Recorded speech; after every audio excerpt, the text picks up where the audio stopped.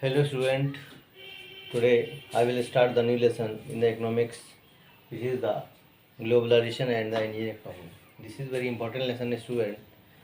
In this lesson I will introduce the main topics of the lesson, then I will speak something about the term globalizations and how do we have to express in the lesson, or how do we have to deal this term in the lesson.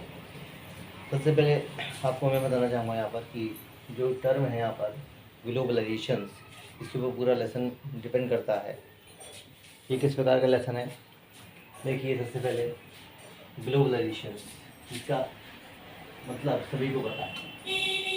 Globalisation means universalisation, means भूमंडलीकरण, means वैश्वीकरण।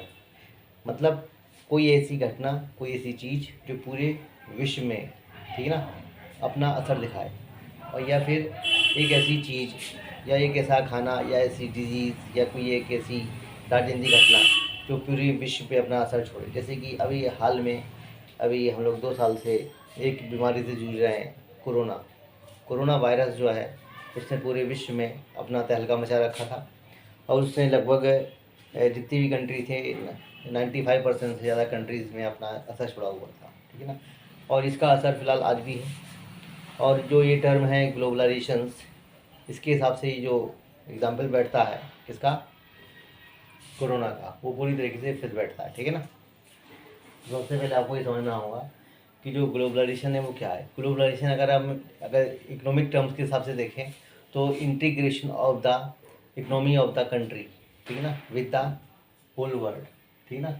Integration of the economy of the nation with the whole world economy, that is called the globalisation.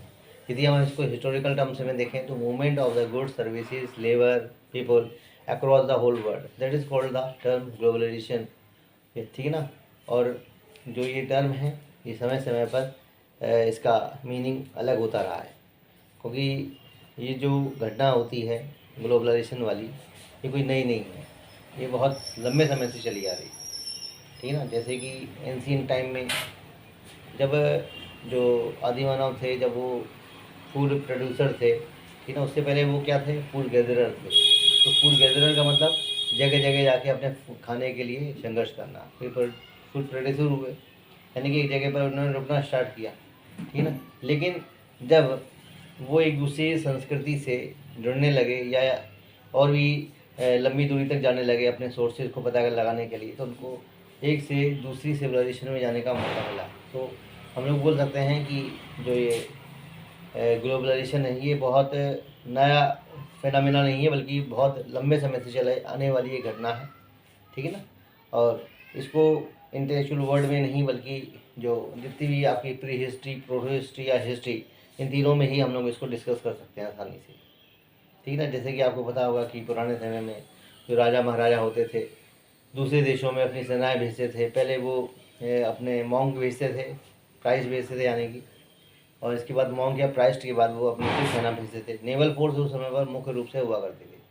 तो सबसे आसान बात ये होगी कि जो ग्लोबलाइजेशन है वो एक economic, cultural, political, geographical process से होने वाली एक प्रोसेस, मतलब एक प्रक्रिया है, जो कि आज भी मतलब बहुत ज़्यादा इसका प्रभाव देखने को मिलता है। अब आजकल इसका प्रभाव देखने को क्या मिलता है, इसमें कई सारे फैक्टर हैं। फैक्टर्स हैं जो नॉमिनल फैक्टर होते हैं, जिसको हम लोग आसानी से जानते हैं, जैसे कि ट्रांसपोर्टेशन, कम्युनिकेशन, आईटी, ठीक है, टेक्नोलॉजी, ये एक सामान्य से फैक्टर है। लेकिन इसके अलावा जो हम लोग डिस्कस नहीं कर पाते हैं वो क्या क्या हो सकते हैं, वो हो सकते हैं WTO, यानी कि वर्ल्ड ट्रेड ऑर्गेनाइजेशन। फिर इसके अलावा क्या होता है, एक्सक्लूसिव इकोनॉमिक जोन, ठीक है ना। फिर जो उसके बाद होता है वो होता है आर्टिफिशियल इंटेलिजेंस, ठीक है ना, जो कि हम लोगों की बुक्स में, टेक्स्ट बुक में नहीं रखा गया है, ठीक है ना।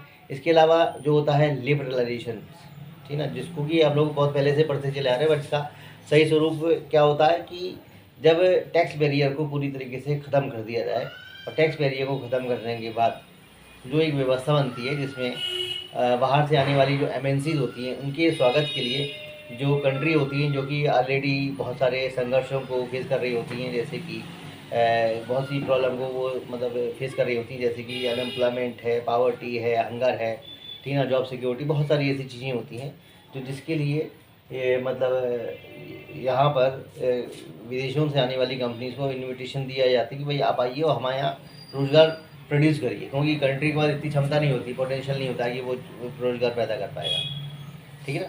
तो इस तरीके से ये सारी चीज़ें चलती हैं। तो ये तो हो गए मतलब सामान्य फैक्टर, और जो मैंने आपको बाद में बोले हैं जिसको कि हम लोग अक्सर डिस्कस करना भूल जाते हैं, जैसे कि liberalisation, WTO, exclusive economic zone, ठीक है ना, या फिर आर्टिफिशियल इंटेलिजेंस, ठीक है ना। तो ये सारी चीज़ें होती हैं, तो मुख्य रूप से इनको भी डिस्कस अच्छी तरीके से कर लेना चाहिए। तो ये हमारे टॉपिक हैं जिसको हमको डिस्कस करना है। Effect of globalisation in India, यानी कि भारत में जो ग्लोबलाइजेशन है उसका क्या प्रभाव है। जैसे कि आपने मेरा पहला वाला जो वीडियो है जो कि मैंने एग्रीकल्चर लेसन में निकाला था, impact of the globalisation on Indian agriculture, उसमें मैंने बहुत अच्छी तरीके से बताया हुआ है कि किस तरीके से LPG जो रिफॉर्म हुई थी। LPG रिफॉर्म का मतलब होता है लिबरलाइजेशन, प्राइवेटाइजेशन एंड ग्लोबलाइजेशन से संबंधित जो 1991 में जो सुधार स्टार्ट किए गए थे PV नरसिंह राव यानी कि कांग्रेस गवर्नमेंट के द्वारा, यानी कि कोalition गवर्नमेंट के द्वारा, वो जो सुधार थे वो लंबे समय तक मतलब इंडिया को बेनिफिट देते आए, क्योंकि उस समय पर सरकार को ये एक्नॉलेजमेंट हो चुकी थी कि जो भारत है वो अब सक्षम हो चुका है दूसरी MNCs को अपने यहाँ पर इंट्रोड्यूस करने के लिए, इनवाइट करने के लिए, क्योंकि अब उसकी जो इकोनॉमी है वो इकोनॉमिक जो स्ट्रक्चर है वो अब लगभग विलुप्त हो चुका है इस प्रकार की MNCs को मतलब एडजस्ट करने के लिए, ठीक ना। तो इस तरीके से मतलब ये सारी चीज़ें हमने आपको बहुत अच्छी तरह बताई थी। मैं आपका लिंक आपको जरूर इसमें इस वीडियो के संग जरूर लगा दूंगा, आप इसको जो पूरा सुनिएगा। इसके बाद अपना टॉपिक होता है ग्लोबलाइजेशन इन इंडियन इकोनॉमी, ठीक ना। मतलब इफेक्ट देखिए हमने, फिर हमने देखेंगे कि जो ग्लोबलाइजेशन है उसका इंडियन इकोनॉमी में क्या रोल है, मतलब इसने किस तरीके से भारत की अर्थव्यवस्था को प्रभावित किया है। पहले तो देखते हैं इंडिया में, फिर हम देखते हैं भारतीय अर्थव्यवस्था में। भारतीय अर्थव्यवस्था का मतलब क्या होता है, इसने जो इकोनॉमिक स्ट्रक्चर है पूरी तरीके से इसको चेंज करके रख दिया। आज मतलब जो लोग हैं वो पूरी तरीके से कमर्शलाइजेशन, कंज्यूमरिज्म एक तरीके से मतलब उसकी प्रेजेंटेशन बहुत अच्छी तरीके से हो चुकी है, और जो भी व्यक्ति है केवल वो केवल ब्रांड को दिमाग में लेके आजकल जीना चाहता है, ठीक है ना। तो ये हो गया एक तरीके से इकोनॉमिक मतलब एरिया में ग्लोबलाइजेशन का क्या मतलब रोल है। एडवांटेज ये देखते हैं ग्लोबलाइजेशन के इंडिया में, मतलब इसके बेनिफिट क्या क्या है। तो बेनिफिट में हम लोग यही देख सकते हैं कि आज लोगों का लिविंग स्टैंडर्ड बहुत ऊंचा हो गया है, ठीक है ना। इसके अलावा जो सबसे इम्पोर्टेंट चीज़ देखने को मिलती है कि जो ग्लोबलाइजेशन है उसने लोगों को एक तरीके से रेंज दे दी है, बहुत लंबी रेंज देती है, मतलब ब्रांड की या फिर रिसोर्सेज की या गुड्स की या फिर चीज़ों की, कि जो लोग हैं वो पहले लिमिटेड चीज़ों को लेकर संतोष किया करते थे, बट आज उनके पास संतोष करने का कोई रीज़न ही नहीं है, क्योंकि आज उनके पास लाखों चीज़ें ऐसी हैं, मतलब एक चीज़ के लाखों ब्रांड हैं जो इसको कि वो चॉइस करने बैठेंगे ना तो उसमें उनको रात दिन लग जाएगी एक तरीके से। तो यहाँ पर क्या होता है कि लोगों की एक स्लॉट बना दिए गए, भाई आपका स्लॉट ये, आपका स्लॉट ये। जैसे कि आपने जब कपड़ा खरीदने जाते हैं तो उसमें लिखा होता है age group from 9 to 15 years, than 16 to 25 year, 26 year to 34 years, या फिर जैसे आपका जो वेस्ट मेजरमेंट होता है जिस तरीके से वो दिया गया होता है कि 9 to 11 इंच इस तरीके से, ठीक है ना। तो इस तरीके से हम स्लॉट बना दिए गए हैं, तो कंज्यूमर उसमें अपने आप को जरूर एडजस्ट कर सकते हैं और इन चीज़ों के मतलब जो भी उनकी इंटरेस्ट रेंज होती है उसके हिसाब से वो अपने आप को कर सकते हैं। यहाँ मतलब यहाँ पर जो टॉप वर्ल्ड क्लास की जो रैंकिंग वाली जो एक तरीके से इंडस्ट्रीज़ हैं जो कि पूरे वर्ल्ड में मतलब वर्ल्ड क्लास प्रोडक्ट दे रही हैं, वो इंडिया भी उनमें से एक है जहाँ वो वर्ल्ड क्लास की जो रेंज वाले जो प्रोडक्ट है वो इंडियन अच्छी तरीके से यूज़ कर पा रहे हैं। तो ये हो गया आपका एडवांटेज। इसके अलावा और भी चीज़ें हैं जो लोग पढ़ सकते हैं। एडवांटेज में दो चीज़ें हम लोग देखेंगे, इंक्रीज इन द कंपेंसेशन, यानी कि अब जो कंपेंसेशन है उसका जो वैल्यू है बहुत ज़्यादा रेंज में बढ़ चुका है, क्योंकि जो MNCs हैं वो दूसरे वर्ल्ड से, दूसरे कंट्री से आ रही हैं और इस तरीके से वो आसानी से मतलब दूसरी जो लोकल MNCs हैं उनको टाई अप करके एक अच्छा खासा कंपेंसेशन उसको मतलब शेयर कर सकती है, जिससे कि लोकल जो इंडस्ट्रीज होती है उनको भी कोई ज़्यादा मतलब नुकसान नहीं हो पाता। फिर हाई स्टैंडर्ड और लिविंग, ये भी एक बहुत अच्छी चीज़ है जो कि मैंने आपको अभी डिस्कस की थी, ठीक है। फिर इसके बाद देखते हैं इम्पैक्ट ऑफ द ग्लोबलाइजेशन, यानी कि इसके क्या क्या इम्पैक्ट हैं। इम्पैक्ट का मतलब कि इसका क्या मतलब प्रभाव देखा जा रहा है आजकल, किसमें, पॉलिटिक्स में, इकोनॉमिक्स में, ज्योग्राफी में, इन्वायरमेंट में। ख़ास तौर से अगर हम इसकी बात करें तो सबसे ज़्यादा इसका जो सेंटिमेंटल, जो सेंसिटिव पार्ट है वो क्या है, इन्वायरमेंट।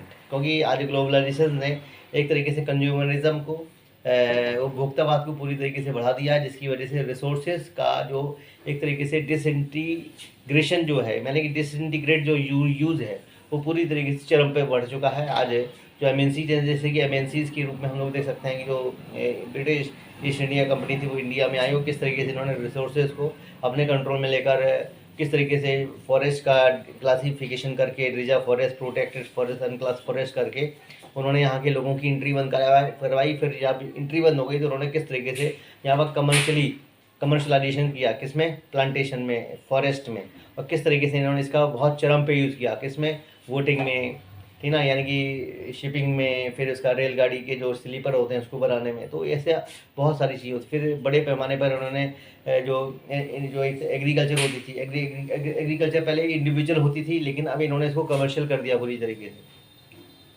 उसमें बहुत सारी पाबंदियाँ लगा दी।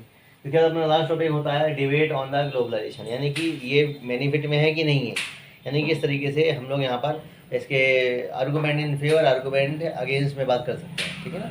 तो ये अपना पूरा टॉपिक है जिसको कि हम डेली के हिसाब से एक एक टॉपिक लेके चलेंगे, और उसमें शायद जो भी आपके डाउट होंगे आप कमेंट बॉक्स में निश्चित रूप से इसमें डालें, जिससे कि मैं आपके डाउट को अटेंड करूँ और आपको आसानी से बता पाऊँ कि आपकी कहाँ पर अंडरस्टैंडिंग कम हो रही है, कहाँ पर ज़्यादा हो रही है। वैसे तो ये जो टॉपिक है जो मैं आपको पढ़ाने वाला हूँ ये टर्म सेकंड का है, ठीक ना। फिर भी क्योंकि मेरे सारे टॉपिक लगभग ख़त्म हो चुके तो मैंने इसको स्टार्ट कर दिया। फिर भी जो आपके टर्म फर्स्ट के हैं उसके लिए मैं आपको एक सीरीज़ देने वाला हूँ, उसमें कि किस तरीके से हम लोग तैयारी करने वाले हैं, पैराग्राफ की पेज स्टडी कैसे करने वाले हैं, एसेशन ये क्वेश्चन कैसे करने वाले हैं, कि टॉपिक को लूँगा बाकायदा उनका एग्जाम्पल देके आपको समझाऊंगा कि अपन को कैसे क्या मतलब समझना है और फिर इसको अटेंड करना है क्वेश्चन को, ठीक है स्टूडेंट। तो thank you for listening me and watching me this video.